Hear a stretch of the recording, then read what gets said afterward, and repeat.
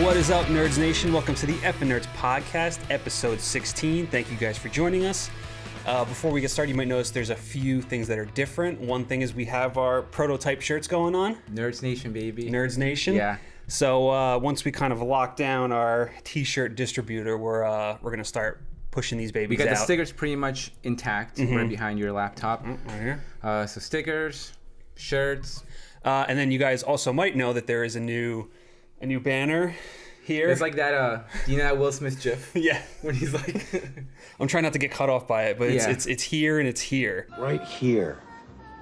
Not here or here so much, but right here. Something. So yeah.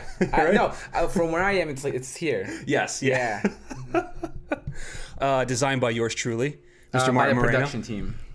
They finally decided to do something for once. It's been on their fucking ass ever since the power went out. But good job, guys. Thing 1, Thing 2 over there, finally doing some stuff. Fantastic. So, so if you guys are listening on Spotify or Apple Podcasts or anywhere else and you want to see this new t-shirt, this new banner, or this new sticker, please go over to YouTube and subscribe to our channel. Make sure you like this video and check out our faces. Yeah, check out our faces. Yeah. So, Martin, let's jump into this thing with a little bit of rapid fire segment. We got a beefy episode. Oh yeah, we got some Disney Marvel news on deck, and kicking things off is Tron 3, which is back on track with Garth Davis set to direct the sequel. Jared Leto, who has been attached to the project for a few years, is still set to star in the movie and may have accidentally confirmed the title Tron Ares in a now deleted tweet. No word as to yet if the movie will premiere in theaters or on Disney+.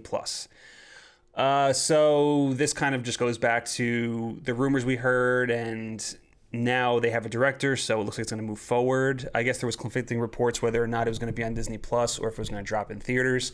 But this news also seems to confirm that this might be somewhat of a soft reboot to the series, as there is no mention of Jeff Bridges or any of the returning cast from Tron Legacy. We might get reports later on, but for now. Yeah, for now. And if that's the case, that's a little disappointing, at least for me, because I'm a big Tron Legacy fan. It was a movie that really grew on me the more times I saw it. So the fact that they're kind of seeming like they're going to it's not confirmed yet, but it just the way the thing's been playing out, it looks like that they're going to reboot the series. Still a little iffy on it, but we'll see. Yeah, I mean, actually, to kind of piggyback off of that, because we were talking about how we would have liked to see Joseph Kosinski kind of come on and continue his story. Yeah. Because he said multiple times following Tron Legacy that he has sort of ideas for a third one. So the fact that he's not going to see it through, it's unfortunate. However, I do like this directing choice. I did not see Mary Magdalene. I've heard hella mixed things on that movie. Yeah. But I have seen Lion. You still have not seen Lion. I have not seen Lion. Shame! Shame! But I love that movie. It's a fantastic film, very powerful from an emotional standpoint, and it pretty much showed off what Garth Davis could do as a storyteller. So I'm excited to see him kind of come into this now sort of big production movie, because for the most part he's done smaller projects. Right. And from what I've read, he was kind of pursuing this project. So the fact that he was pursuing it, Interesting. The fact that Jared Leto has been attached for 2 years and kind of tweeted out his excitement for it, kind of makes it seem as a sort of a passion project. So that's encouraging. Yeah. And I guess we'll just get more news whenever we get it. Yeah, definitely. All right, moving on to Zac Efron. Zac Efron is set to star in the remake of 1987's film Three Men and a Baby. The movie is set to be released on Disney Plus, with Gordon Gray producing and Will Reich penning the script. Well, I mean, I don't know, man. I have it's one of those remakes where I'm like, why are we doing this again? Like, there's just I see no need for it, and the fact that it's going straight to Disney Plus gives it that direct to DVD kind of vibe. Yeah. And like, Zac Efron, what are you doing, man? You're better than this. Yeah, you're better than this. That's my problem, dude. Because it's like, I think like Zac Efron. Well, I think this is his first time going back to Disney since High School Musical. Yes. Or like Charlie St. Clair, or like 17 again. Yeah. So he's finally going back to Disney, going back home, I guess, after X amount of years away.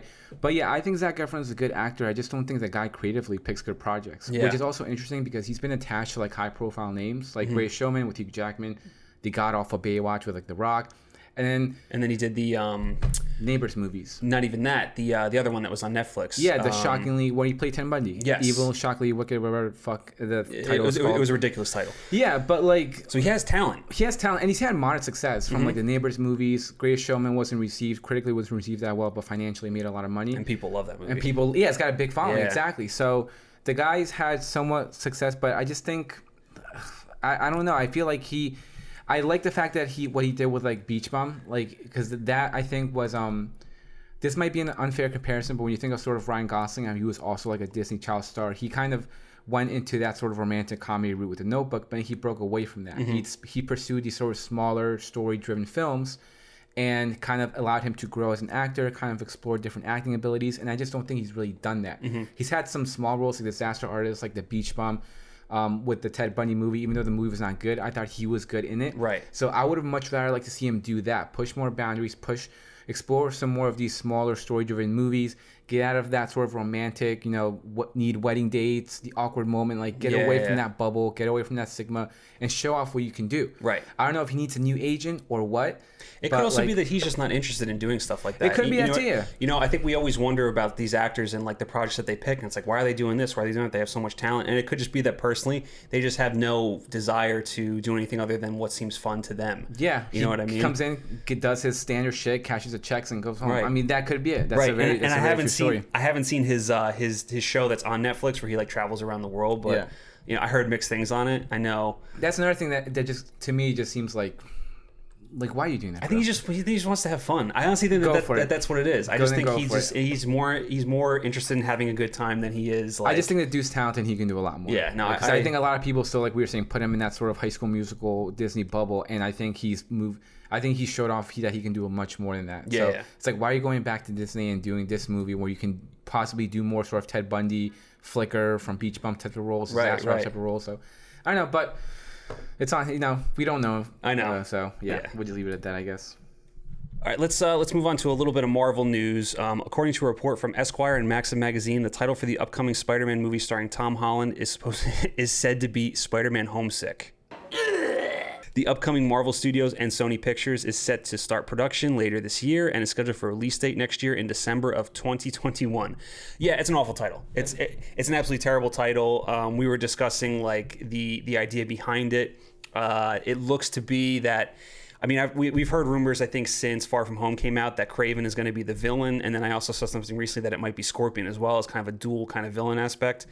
But yeah, like this is terrible. Just like I feel like they're pigeonholing themselves, sticking with the home being in like the subtitle, and I don't know why they're doing it. Although I'm not sure if this was said before, but Chris Killian of Comic Book, he added some sort of good context to that title. Yes, he kind of specified about the fact that since everyone now knows who he is, he kind of has to leave, bail, and that's how you bring in Kraven, because then you get Kraven to kind of hunt him down. Because I was wondering, like you said, Kraven's kind of been floating around a lot. I was wondering how you were going to do that, given that now everyone knows who he is. It kind of takes away a little bit from the hunt, the fact that like, I know who he is, I know where he lives, I know where he goes to school. Right. So it's easy to track him down.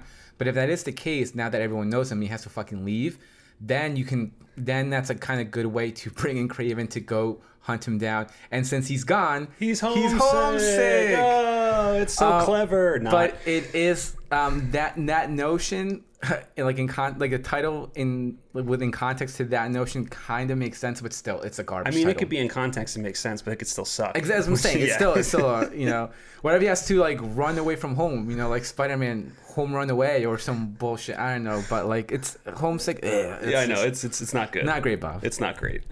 All right, let's jump to a little bit of Star Wars news. Adrian Arjona has been casted opposite Diego Luna and Alan Tudyk for the upcoming Cassian Andor series. The show will be released on Disney Plus and serve as a prequel series to Rogue One.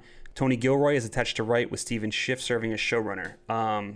Stephen Schiff did The Americans, which I haven't seen it, but I hear fantastic things. Mm-hmm. And Tony Gilroy obviously was kind of like the spearhead on the reshoots of Rogue One. I think he's got a relationship with Disney. I think he came in and basically, from at least his account, fixed Rogue One. Finished like the third act. Yeah, basically. Him and Gareth Edwards kind of played a ball together to finish the third act. And you can make the argument that the third act is the best Star Wars movie ever made. 100%. At least of this newer like generation of Star Wars movies, it's by far like the best of what we've gotten. You know what I mean? Right. But yeah, I mean, this is exciting. I can't wait to see this. I was a fan of Cassian in Rogue One. He was, I think, one of my favorite characters.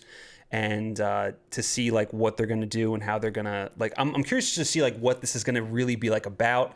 If they're gonna like literally go like, if it's gonna play up to Rogue One, or if it's going to be like, his origin, how he came. Well, he's got a really interesting origin story because he comes from a separatist family. Oh, interesting. Yeah, so then you can go into the whole notion of how he broke away from a separate family, kind of, I guess, chose the right path, so to speak.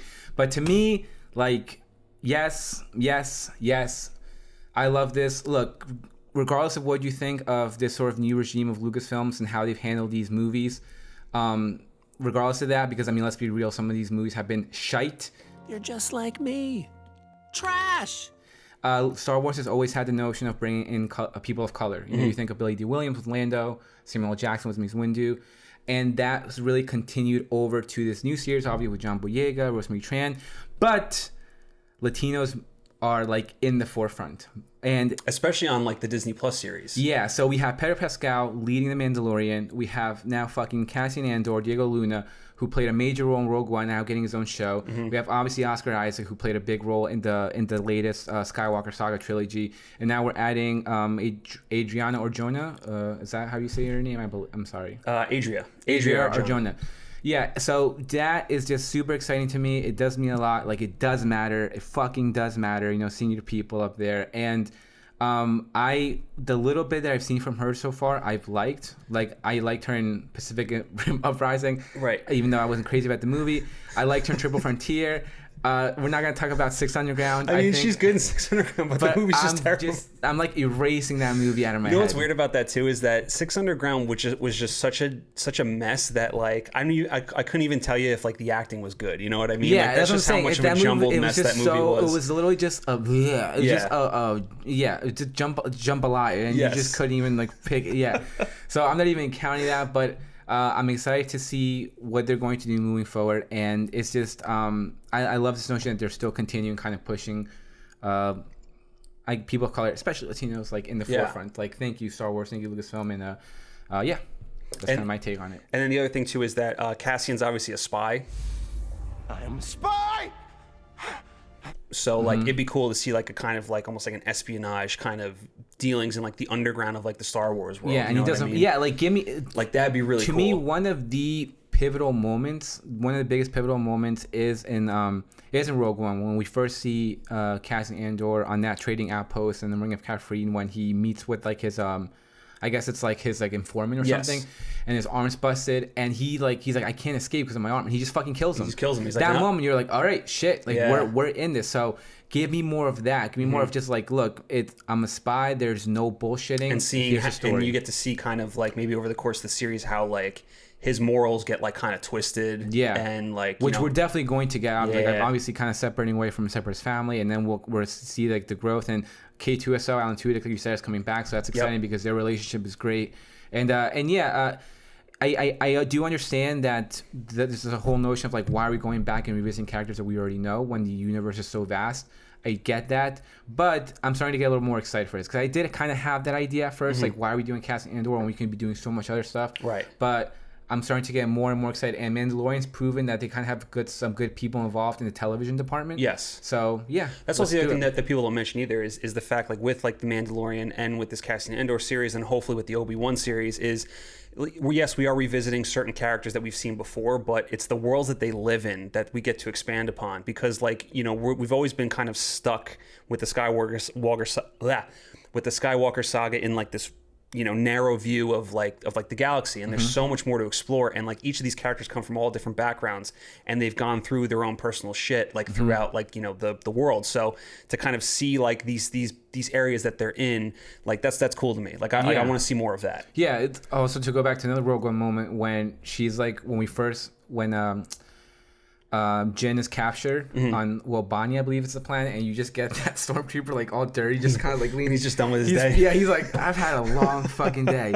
Like, kind of gives more insight into something. Like, I want more of that. Like, more insight into this world, to these characters. So yeah, I'm more excited for this. Awesome. All right, we're going to run through some other interesting news that has dropped over the last couple of weeks. New concept art and behind-the-scenes photos have been released for James Cameron's Avatar sequels. The concept art revealed some new designs for vehicles used in the film, and the behind-the-scenes photos revealed a massive practical set built on their New Zealand studios. Your favorite movie, bro? So for those of you that don't know, I am not the biggest Avatar fan. I think it's one of the most overrated movies ever made, but I do recognize that. Look, I mean, my biggest thing is that, Like, I love James Cameron as a filmmaker. I think he's made some of the greatest movies of all time, and obviously he's made some of the most successful movies of all time, considering that both Titanic and Avatar were the #1 movie box office wise for like the longest time.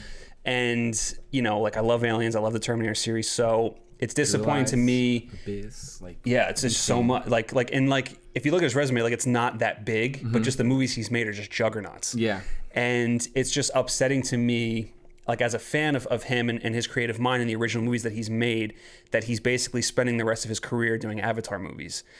But you know, I think the flip side of that is I think he's more interested now in advancing the technology of filmmaking than he is with telling us with telling stories. I think that that's kind of where his head has been at, and I think he's always been about that. He's always been kind of like the guy at the forefront of pushing the bar in what you can do in a film when it comes to special effects and technology and things like that. So that I understand. I mean, I didn't like the first Avatar, but I'm gonna see the trailer for the second one, and I'm gonna be jazzed up for it because it is James Cameron, and he is just one of the greatest filmmakers around. So for what's been shown so far, it has been pretty cool. I really like these vehicles, and I know the sequel is gonna delve into like the underwater aspect. Yeah, which is gonna be awesome. Which should be pretty I'm really awesome. excited to see, especially like what he did with the Abyss. Right, with the Abyss, and then just him in general, who just, you know, he's done movies of him like going in like these little subs down to like the bottom of the ocean. He's an explorer. Yeah, so. he's a magician. He loves to explore.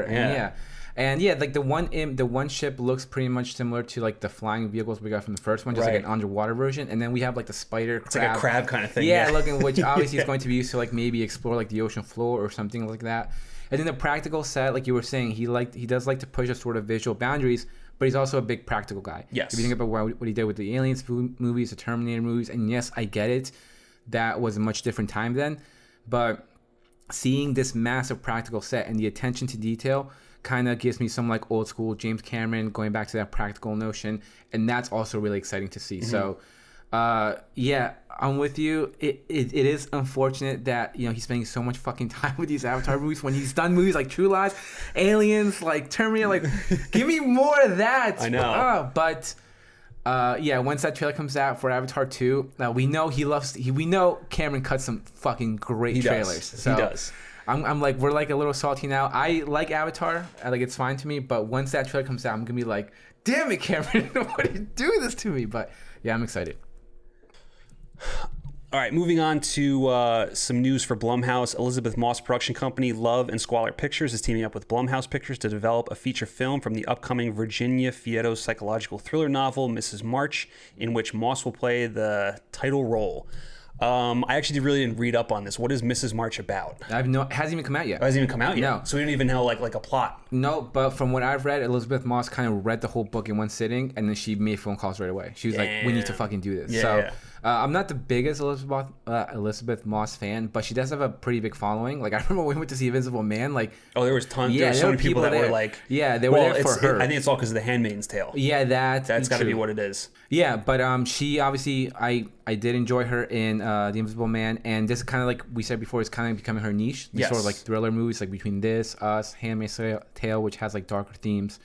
So and the fact that she has a good relationship with Blumhouse, like, good for her. So yeah, I guess once we find out who the director is and more information, we'll report back on it. Definitely. All right. So this is an interesting one that I actually had, that I was surprised that I wanted to talk about it. So director Morgan Cooper last year made a viral trailer, and it had like it was basically a dramatic reboot of The Fresh Prince of Bel-Air, and now it's officially in the works. The project is being co-produced by Universal TV and Will Smith's production company, Westbrook Studios. It is currently being shopped around to streamers including HBO Max, Peacock, and Netflix.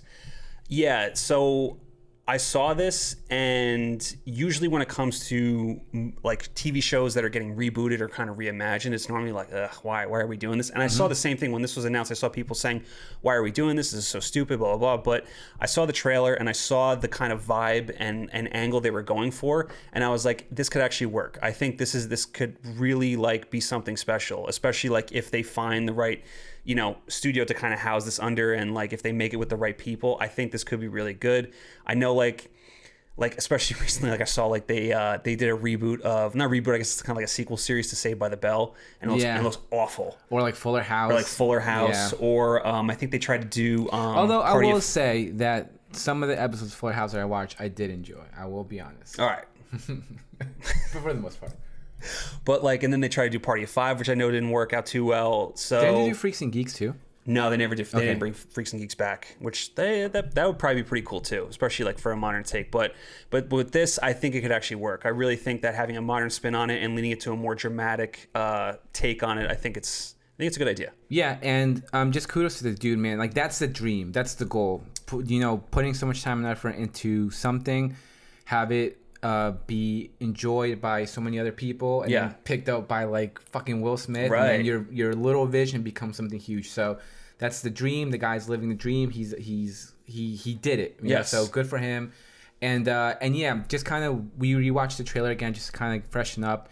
And I always kind of talk about how like music and it's like rhythm, the way like the flow of things, and I think there were a lot of like sort of editorial choices that were made in that trailer with the music, with the footage that just kind of flowed very well, and it's very like appealing. So he clearly has an eye for what he wants to do. He's clearly very creative and talented. So I also saw that he's going to get like co-executive producer credit. He's going to write. He's going to direct. So right, they're letting him. They're giving him creative control, and that's great. Kind of bring up this new generations of filmmakers, of storytellers, and that's awesome to see. And depending where it goes, it's going to have a big impact, because I feel like also given the times with everything that's going on today with Black Lives Matter and all that movement.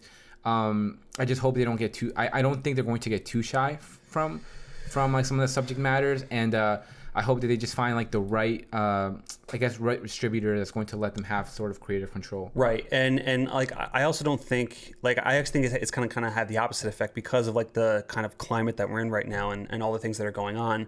I think more and more studios are trying to get stories. Cool. That kind of deal with this kind of subject matter, and I would just and it goes without saying that I would just think they're going to bring some of that into this Fresh Prince reboot. Mm-hmm. But I would think there's going to be a bidding war for this. I would think that a lot of these streaming services are going to be jumping to get at this and yeah, because it's like Danny Medina, Will Smith, and Quincy Jones. So right. like pretty much people who were involved with the. And obviously, those are names. Like, you hear Will Smith, your fucking ears perk up. Right, exactly. And that's not a joke at Will Smith's ears. I caught myself right away. But I'm just saying, you know what I mean? All right, before we get into our main topics, Martin, the Rona is at it again. Fucking Rona, bro. Fucking Rona. The annual Ruthless. The annual New York Comic Con, which was set to be held in October at the Javits Center, is going virtual this year. Time to go mobile. The event is partnering up with YouTube to provide a continuous stream of free panels available to watch on their channel. I mean, this was kind of expected at this point, and I would assume it's probably going to go the exact same way as how San Diego did theirs, with just streaming their panels online. Or Justice Con. Mm-hmm. My only thing is hopefully that New York kind of gets something good, because I feel like with Marvel and DC basically skipping the San Diego, it didn't have that same. All the DC news is going to be at the Dome. At the Dome, right? So. That is the thing, because I've gone to New York Comic Cons many times. We weren't able to go last year because we had a wedding. You bought your ticket. I bought my ticket, and then I was like, "Oh, it's Miller's wedding." Yeah, Miller. Hashtag the Eric Miller. Hashtag the Eric Miller. We love the Eric Miller. But yeah, I've gone a couple times. I've gone a couple times before that, and I don't think New York Comic Con is one for news. I think it's usually the little brother compared to San Diego. Every now and then it does have some kind of good stories here and there, but for the most part, it's about just that sort of convention experience, that community. Right. I love going to conventions, and that's what it's all about. It's about going there, being with people that have some similar interests with you, that share similar passions, and like just those interactions, those conversations, waiting in line or going to buying toys and all this crazy shit. That's what it's mostly about. So the fact that we're not going to be able to get that is a little upsetting, but at the same time, hopefully they can use this as a way to maybe kind of increase their audience, because now literally everyone's just at home. Right. So like, hey, give the people a couple bucks to just come on screen, show their faces, make the fans go crazy. Yeah. And maybe we can attract more like traction and attract more people. So I think there's a pro and con to this, so to speak. And we enjoyed San Diego Comic Con for the most part. Yeah, I mean, it was cool watching a lot of different panels, especially it would have been stuff that we wouldn't have seen if we had actually gone to the event. Right, and you can and the thing is that you can watch it whenever you want. Right. So if you missed it, you can come back and watch it at another time. Obviously, not everyone cares about it, but we're kind of interested in that stuff. So I'm sure they said it's going to be a continuous stream of shit. Right. So whatever. So they released. So whatever I miss, I can go back and enjoy. And yeah, I mean it's cool. And hopefully by that point, there'll already be some sort of templates based from what San Diego did, from what Justice Con did, from what the Dome did. Well, so they can kind of grow from that, right, so to speak. And then already, like, I'm glad you said that, because they're already piggybacking off of the Dome, because the Dome is doing 24 hours straight. Like DC Fandom is continuously for a full 24 hours, which is insane. I don't know how. You want to talk about fucking hot dogs that we always like? Those are hot dogs. I know, those are hot dogs, thrown man. At your face, bro. Absolutely. So we're going to kick it off with our main topics, and we're going to do some trailer reviews. 2 new trailers dropped that were absolutely fantastic. One of them is Judas and the Black Messiah, and the other is Netflix's The Devil All the Time. Judas and the Black Messiah is an upcoming American biographical drama film about Fred Hampton and the Black Panther Party in the 1960s. The film is set to be released next year and stars Daniel Kaluuya, Lakeith Stanfield, and Jesse Plemons. Sorry I had a fight in the middle of your Black Panther Party. And then next we got The Devil All the Time, which is an upcoming American psychological thriller film based on the novel of the same name by Donald Ray Pollock. The film is set in Ohio between the end of World War II and the beginning of the Vietnam War, and follows a non-linear storyline of various disturbed people who suffer from the damages of the post-war and crime. Ugh. It is set to be released September 16th on Netflix, and it stars Tom Holland, Robert Pattinson, and Bill Skarsgård, and a ton of other people, amongst others. Yeah. So let's go back. We're gonna go with Judas and the Black Messiah first. This kind of came out of nowhere. I remember when Daniel Kaluuya got like cast as Fred Hampton, but I completely forgot that they were just making this movie, and then it came out, and dude, this trailer is fucking fire, pre-workout. Man. It is pre-workout. It's adrenaline fuel. Black Panthers are forming a rainbow coalition of oppressed brothers and sisters of every color. Their aim is to sow hatred and inspire terror. I will learn all that I can. These ain't no terrorists. You know, the way it's cut and the music, yes, and the voiceover, everything is fucking pre-workout. It's really awesome, and it also just sets up an interesting story, something that a lot that I didn't know about, especially when it comes to this. It looks like in the trailer, Lakeith Stanfield gets into some shit.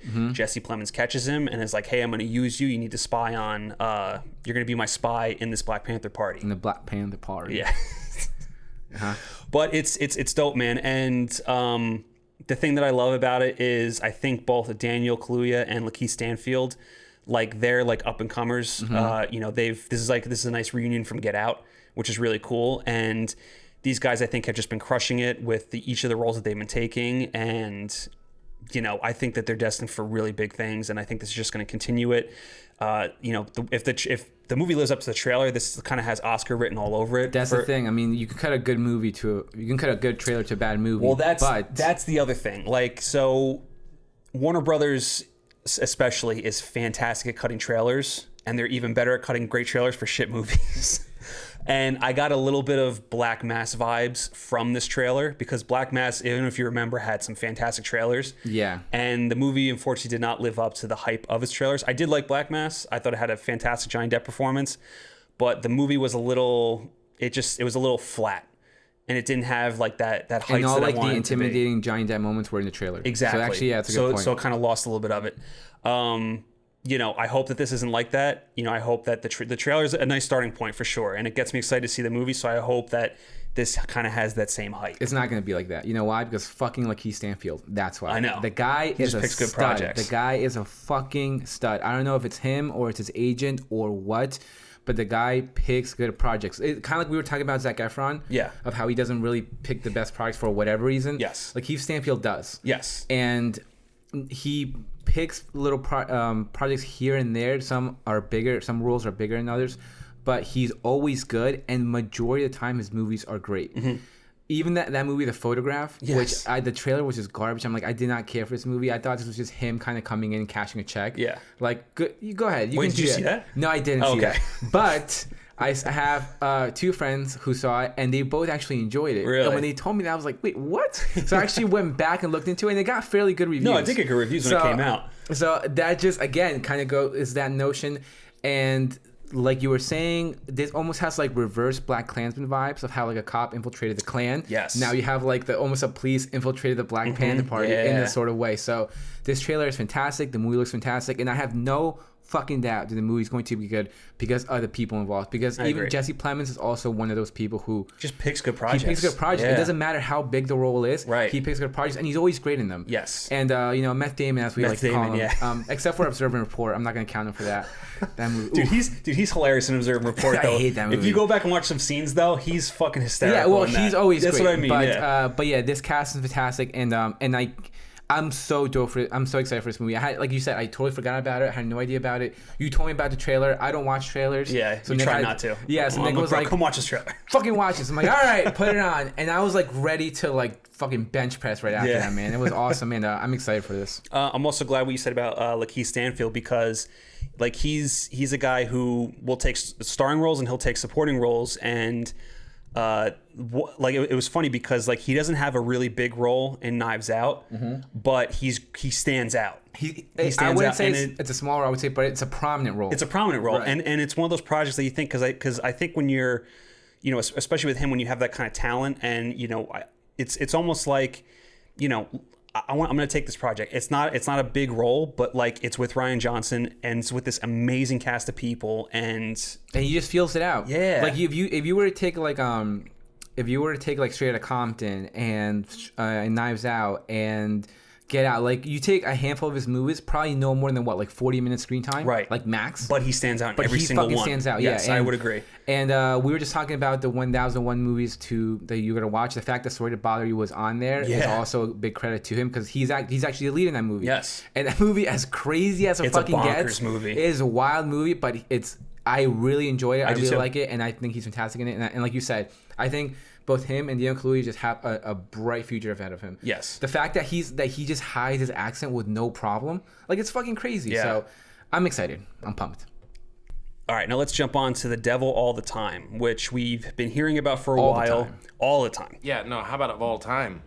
We've been hearing about this for a while, about how crazy the cast is, and Netflix dropped the poster first, which the poster is really cool. I actually really like how they did it. Just and flexing the cast. Just flexing the cast, and then they dropped this trailer, and it's awesome. Yeah. It's really good.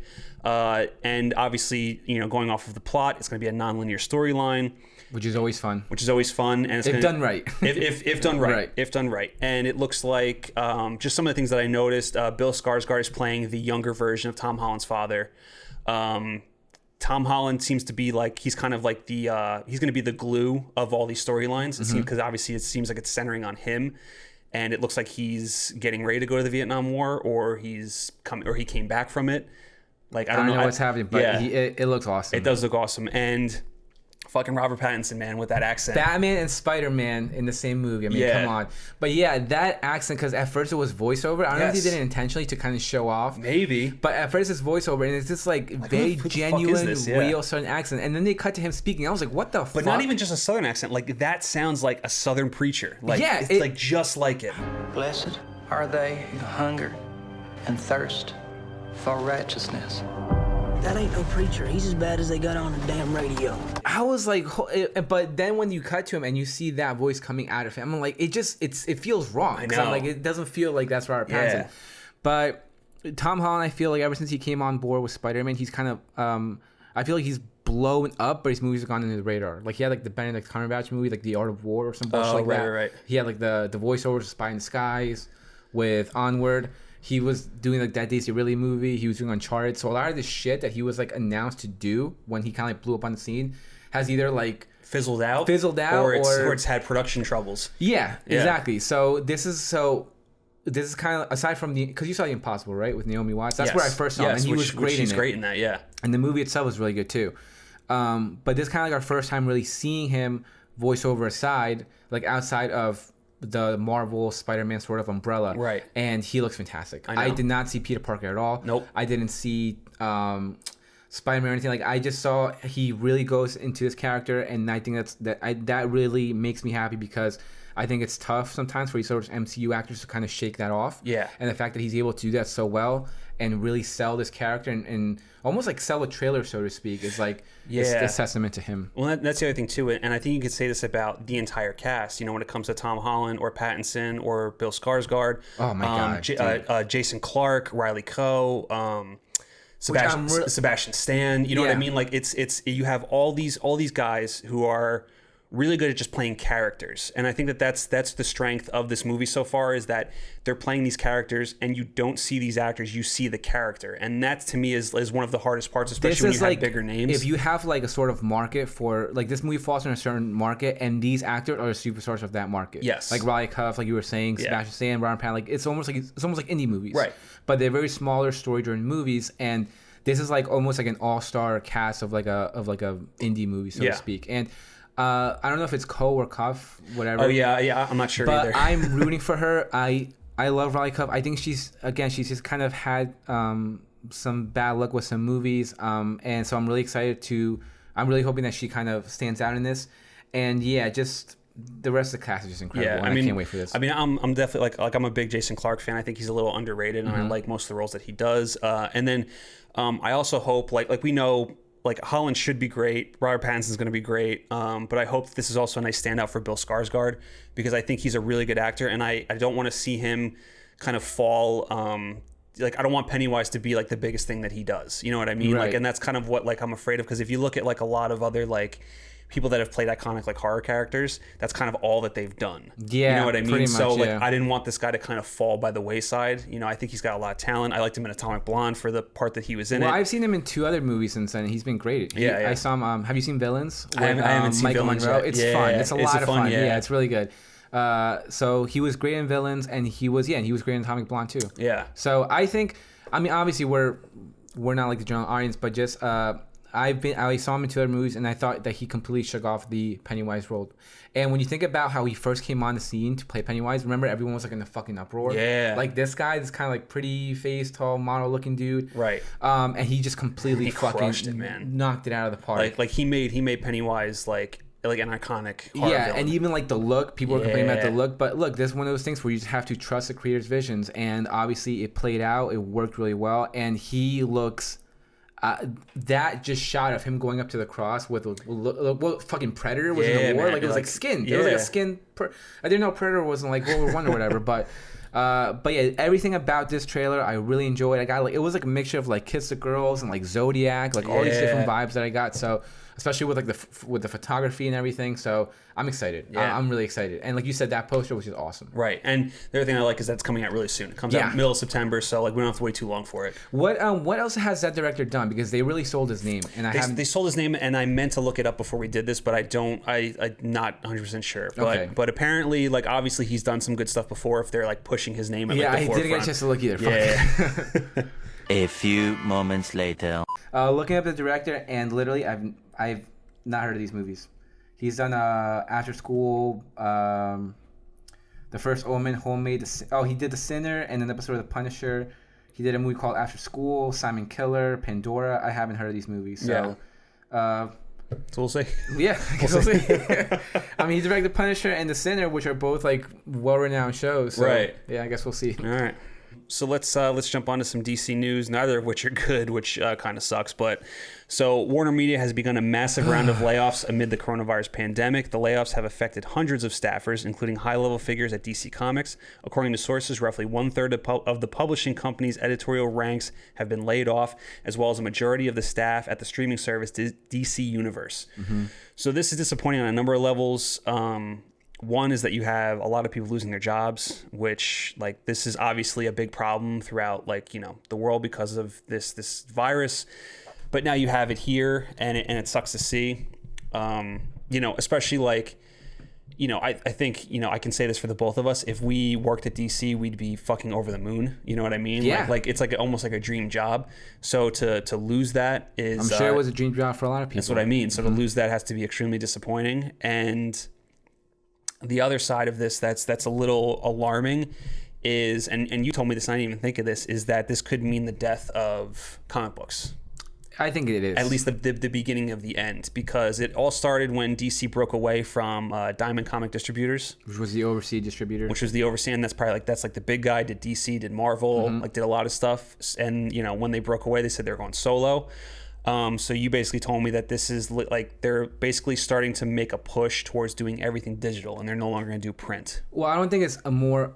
Okay, look, it's obviously a very complicated situation going on, but I don't think it's so much more of like going a push to... All right, I have some sources, and from what I've heard from some of my friends who work at comic book shops and who have heard whispers and stuff, it's more the fact that AT&T are more of like a tech and innovative company, and that they supposedly don't really care about the DC Comics brand. Which is a shame, because DC Comics is like... They care about the IP. They care about the IP, right? They care about, essentially how we can keep the IP alive, and how we can keep this sort of, characters and everything, how we can use those characters to make money.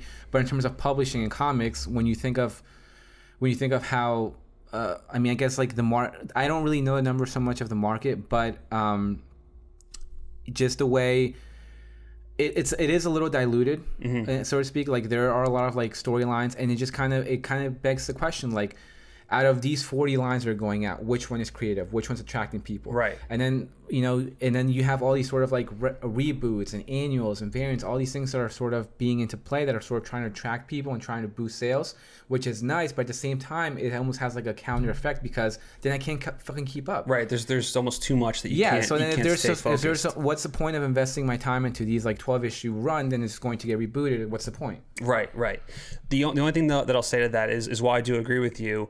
Do you think that this could, because the one thing that I'm seeing with this is that they're going to be cutting down on storylines and only doing like a couple of main ones, but isn't this going to take away people's voices, like in this comic world, that write stories and draw and color and ink and all that other kind of stuff? Like all the talent that is involved currently is now there's going to be less of it. Well, that's going to happen, obviously, right.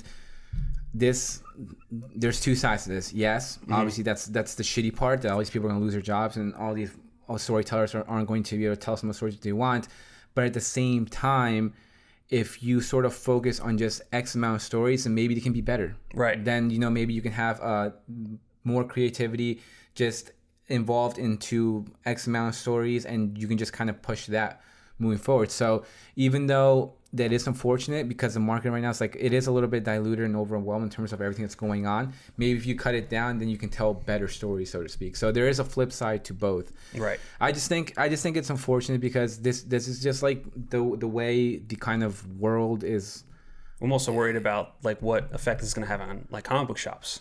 Well, that's the problem. Yeah. Like, they're the next Blockbuster. Right. That's really what it is. Everything is going digital nowadays. Which is gonna suck, man, because I love going into comic book shops and like just looking at... I think like the big vendor, like obviously like Midtown Comics, the ones we go to, like I think they'll be okay for the foreseeable future. But a lot of these smaller independent comic book shops, they're gonna close.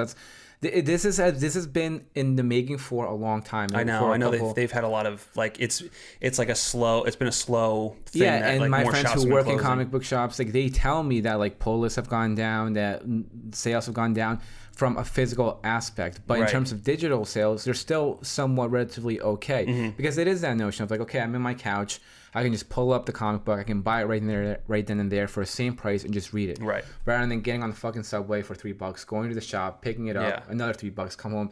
And yeah, it is nice to have that sort of physical medium, so to speak, especially like we both really enjoy that. But again, this is that sort of sense of like conveniency and I guess sort of comfort. And that's just kind of, it's unfortunate, but I think it's very soon a lot of these comic book shops are going to go out of business. I think it's like, I remember reading comic books when I was younger, like in the library. Yeah. Like that was cool. Like going, well, I mean, not cool for everyone, but fucking nerds. But like that was cool. Like going to the library and like reading these comic books, and like now libraries don't even really have like any sort of value. Like books you get from Amazon, download them on your Kindle. Like it's just a whole new world. And unfortunately, the comics just haven't really been able to adapt to that. And there has been a little bit of like a politics situation, because a lot of people argue that they're tailoring to a sort of older audience, like the Bronze Age and all that, and not really attracting younger audiences. Some people will say otherwise, like, no, the younger audience is really interested, it really cares. But long story short, I think I think it's the fact that sort of AT&T took over, and I think that they just don't really see the need for. They don't see the value in the print anymore. Other than the IP. Right. So that's kind of how I see it. The last thing I'll say to that before we move on is, if you guys do read comic books, if you guys do have a favorite comic book shop, just go there and just start buying some stuff. Yeah. Just kind of support your local shops. None of obviously like Midtown is Midtown, but like if you have a shop near you, I know, where my parents' house is, I have a shop that's near me.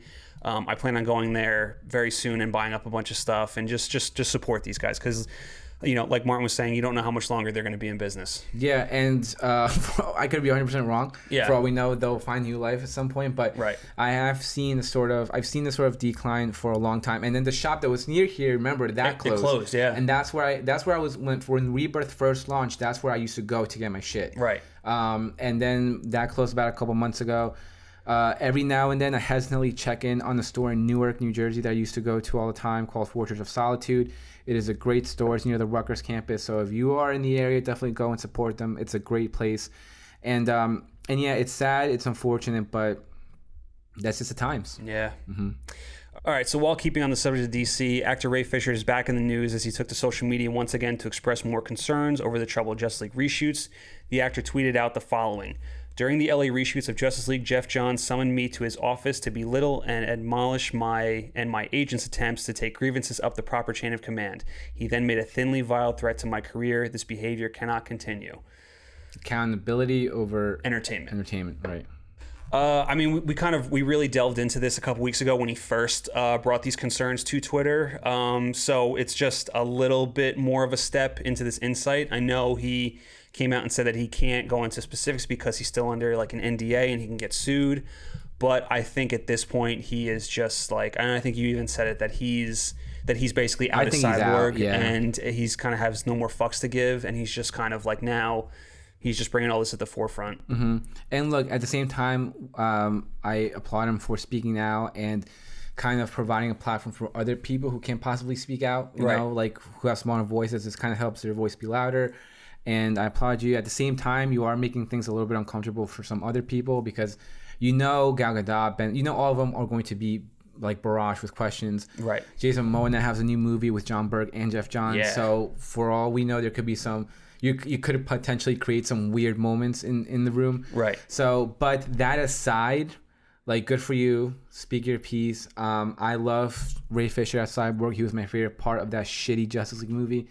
And, yeah, it's just one of those things where it's like, Yeah. I mean, the thing that I'll say about it too is I'm worried for him, because I don't know what this is going to mean for his career. In the sense that, like, look, like, I think what he's doing is right. I don't think that, like, if the allegations he's making are true, then yes, these people should have to answer for it. You can't treat, your employees like this, because that's basically what they are. Like, Ray Fisher is an employee under Geoff Johns, because Geoff Johns was in charge at the time. Same thing with Joss Whedon. Like, you cannot treat your employees like this. But, and this has nothing to do with my opinions towards it, but just looking at it, it's like, he might not work again because of this, because it's very true. It's very similar. It's a very similar stand, even though like it's a little bit different politically, but like the thing with Colin Kaepernick when he took a knee, could he have played somewhere else in the NFL? Absolutely. Like not saying that he was always the greatest quarterback, but there were teams that definitely could have used his skill set. You know what I mean? But teams just didn't want to deal with the media fire. That was basically why he never got a job. And I'm worried about this for Ray Fisher, that, because of all this stuff that he's bringing up, that studios aren't going to just want the headache and they're not going to hire him for anything. Right. Now, this goes without saying. Obviously, he got a world of support from people saying that they would love to work with him, they would love to hire him for their movie. But until somebody actually does that, it's all just nonsense. It's all people speaking nonsense. You can be an up and coming director and say like, oh yeah, I would love to work with you. Right. But at the end of the day, the studio says no. Then... Right. Oh, but and it also goes to the director as well. Like, until somebody does decide to cast him, like you're saying a bunch of nonsense. You know what I mean? So like, and once Zack Snyder's Justice League comes out, and if it ends up being fantastic and he or at least if he stands out. That's what I mean. If he stands out like he did in the shitty cut, which I'm going to call it the shitty cut from now on, that could change for him. Maybe somebody could see that and be like, oh, he's actually fantastic. I want him in my movie. You know what I mean? And I mean, he said it during the Justice Con interview of how he's like a simple man. He's like, as long as I can sleep, eat, like I'm fine. Yeah. But obviously he's a talented actor, and I just I'm with you. I just kind of hope this doesn't really ruin any possible opportunities that he can have in the future. That's what I mean, yeah. All right, let's stay on the I guess production troubles. Avatar: The Last Airbender, which has been in development at Netflix for a while. The original creators, Michael Dante DiMartino and Brian Konietzko, I'm sorry if I butchered that, are no longer involved with the planned live-action adaptation of the series, and they left due to creative differences. They exited the project in June of this year after spending the previous 2 years developing the show at Netflix. So you can look at this a number of ways. You can look at it like actually as creative differences and them not liking the direction Netflix was going in. I kind of look at it a little bit differently. I think this had to do with money. I don't think they were getting paid enough. Really? Yes. I didn't think about that at all. That's kind of how I'm looking at it. Now, not saying that, but I think I saw somebody said this, like the amount of work that went into the Nickelodeon show, I think they basically alluded to the fact that they were getting paid more when they were working at Nickelodeon doing the show than Netflix was paying them for doing this live action show. So that could be the creative difference, is they were not getting nearly paid enough to probably do more of the work, and the size and scope of the show I'm sure is going to be massive, and I'm sure the episodes were costing a ton, and maybe their compensation was nowhere near what they thought it should be and for the amount of work they were doing. That's interesting. I didn't think about that at all. Yeah. I actually did see it as creative differences because obviously I'm a big fan of the show. I've seen all the episodes. I need to watch it. And yeah, it's, again, shame. Yeah. And I kind of see it as something that we've spoken about many times of how certain mediums, how certain properties don't translate well over certain mediums. Like just because you're a great comic book writer does not mean you're going to be a great television writer. Right. And just because you're a great TV writer does not mean you're going to be a great movie writer. Right. I love Avatar: The Last Airbender, but I do think that some of the jokes and some of the light humors in that were more set towards the sort of Nickelodeon audience. Yes. And I don't think a lot of this, I don't think some of the dialogue and some of the, like I said, jokes and humor would have worked well in a live action standpoint. And in this point, when you look at sort of Netflix and what they've done with their live action original series, when you think of Stranger Things, which also is like almost like, I don't want to say a kids show, but it's focused around kids, but it has darker themes and it's done really well. Right. Or even like Narcos, or like all from the television department of Netflix for the most part does a pretty good job. They do a really good job. Right. So if you have these sort of two creators and they're coming over and they're saying like we should do this because it worked for Nickelodeon, and they're saying like no, you shouldn't do that because that's not going to. We know our audience, we know the markets, we know what works, we've done it forever. We don't think that's going to work. If it's that case, then I side with Netflix because I think they have enough of a resume to understand what works and what doesn't. Yes. If it is a money situation like you said, then I mean, it could also be a little bit of both. It could. You know what I mean? There could be a little bit of both thrown in there. And I know fans of the Avatar show were disappointed that they were exiting because obviously you want the people that created it to be involved.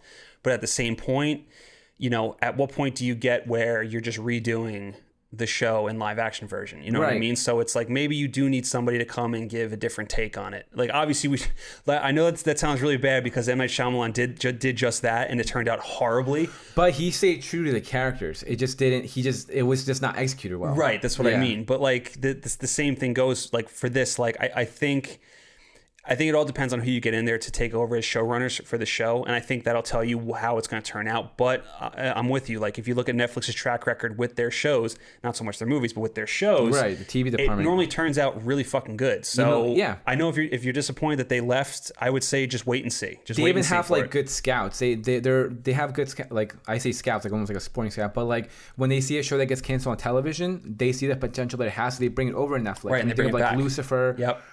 Is it Lucifer or Luther or whatever? I think it's Lucifer. Lucifer, yes. which you haven't seen, which is a bonkers show, but it's so successful. Yeah. Dark, obviously, which is like a German show, and they were like, we need to bring this over to like this or whatever. So yeah, they have the right people involved over there. So yeah, and it could also be a situation when they're like, look, we cannot have a fucking flying bison. And they're like, dude, you need the fucking flying bison. And they're like, no, we're not going to do it. So they're like, all right, fuck you. we're out. I think they're doing the Flying Bison though. That's what I'm saying. No, but I'm saying if it's something like that where you're taking away these sort of core essential qualities of the characters, yes, then that could be another situation. Right. You know, like we don't really know.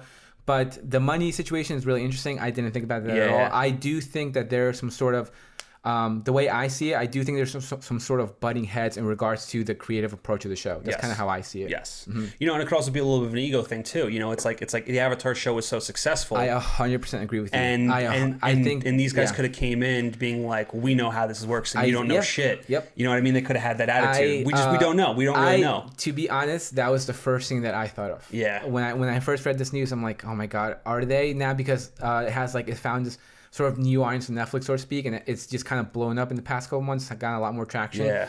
I'm like, I hope they're just not like, hey, look what we just did. You know, like we just kind of like brought in more. Like exactly. I hope you need to listen to us. Yeah. Yeah, and they're like, fuck you. Yeah. All right. Like, peace. Yeah. So who knows? Yeah. But I do think it's I'm gonna lean more towards a creative differences than the money standpoint. Right. Mm-hmm. All right, let's get to our final topic of the day. So here we go. According to Variety, Disney revealed in an email to exhibitors that New Mutants tickets will be made available on Tuesday, August 18th, roughly a week and a half before the movie is set to hit theaters. China has also given the green light to sell 50% of their available tickets for Christopher Nolan's Tenet.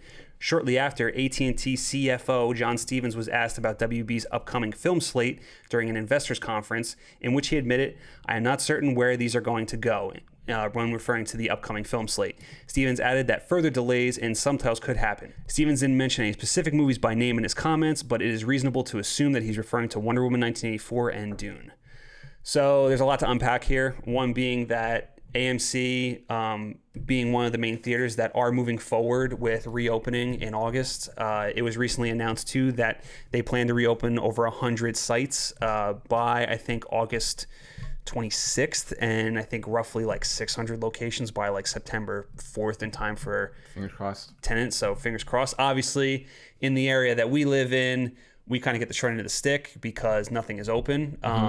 You know, regardless of whether or not it's smart or not. Like, I'm not going to go into that, but just the fact that like we're one of the few areas in the country that theaters probably are not going to open by Labor Day weekend. Right. So we're going to have to travel to go see Tenet probably. And we will. We'll make it happen. We will. We're going to make it happen. But, yeah, so movie theaters are planning to reopen soon. Yeah, and we'll see. And I also think that depending on what happens with this, I think this is almost like the Pawns. Like, let's see how it goes. Let's see how this goes. And then maybe we can reassess our situation with Dune and Tenet, because... or Dune and Wonder Woman, yeah, because it could potentially be like a shit show. I would say at this point, New Mutant and Tenet are going. They're going. Going. I believe. Like you said, I'm excited or like I'm intrigued to see how the app is going to work in regards to like seating. Like, are you going to XP things out? Or so shit? I don't know. I don't know in terms of that, but what I do know is that AMC, like they recently just dropped like their whole plan with their safety guidelines and how the stub situation is going to work. They basically said that. On December 1st, they're going to start charging you again if you have AMC stubs. Okay. So from now until then, they're still not charging for it. Gotcha. So I don't know if the app is still going to work if you do have an AMC open near you and you're able to go in and buy tickets. You know what I mean? See. So we'll see. So I don't know how that's going to work. I would assume that are there going to be like spatial? Probably. Like, who knows? Probably. And you have to wear your mask, which is fine. Which I totally get. Mm-hmm. I also don't know how that's going to work with food. I guess they're not going to sell food. Like that Russell Westbrook one. But yeah, and for as much as this sucks, because I love my snacks. Oh yeah. I'm still really fucking excited to see Tenet. We're gonna take the risk and we're gonna drive somewhere to go see it. Probably we're gonna document it. We're gonna show you guys our experience and what that's like. But and then Christopher Nolan will see you next year, and then we'll go on and make this big movie. Tripping across the and then yes, with these delays. I think it's like you said, like, New Mutants and Tenet are going to kind of be like the guinea pigs, and depending on how it goes and how, whether or not people start getting sick by going back to the movies, that'll kind of determine whether or not Wonder Woman and Dune kind of hold their spots. Right. I agree. Yeah. And then the other cool thing, I don't know if you saw, but AMC, like for their first official reopening day, they're charging 15 cents a ticket. I saw that. Which is really cool. Yeah. I think they said they're going to have like different titles. I think it's like Back to the Future, Black Panther, Empire Strikes Back, and they're kind of harken back to like the 1920s when tickets were 15 cents. So you can go see a movie for 15 cents, which is cool. I wish AMC was going to open near me because I would definitely go do that. 15 cents, hell yeah. Oh man, soon, my friend, soon. Mm-hmm. All right, so that does it for us, Nerds Nation. Thank you guys for watching. Thank you for listening. Remember to like this video and subscribe to our YouTube page. And you can follow us on Twitter, Instagram, Spotify, Apple Podcasts, and anywhere else where you can find that big, beautiful FN logo. Mm-hmm. Anything you'd like to add, Martin? No, thank you for coming. We recently, a lot of our episodes recently crossed the 50 listen mark, so which is really cool. Yeah, thank you for the support. Thank you for the love. We really appreciate it. And yeah. And I think you know, we've talked about this a little bit before, how we've kind of been talking a lot with different podcasts. Mm-hmm. You know, between Instagram and Twitter, we've got to connect with a lot of really cool ones. We've been listening like nonstop to other people's podcasts, which has been really awesome. And it seems to be in the future we're going to start collabing with some of these other ones, which is really cool. Obviously, shout out to the Geek Strike Back. We actually did a collab with them like way back in May, and it was a lot of fun. So we're definitely looking forward to doing that again with some other podcasts. Oh, agreed. Yeah. All right, guys, that does it for us. We'll catch you on the next one. Later.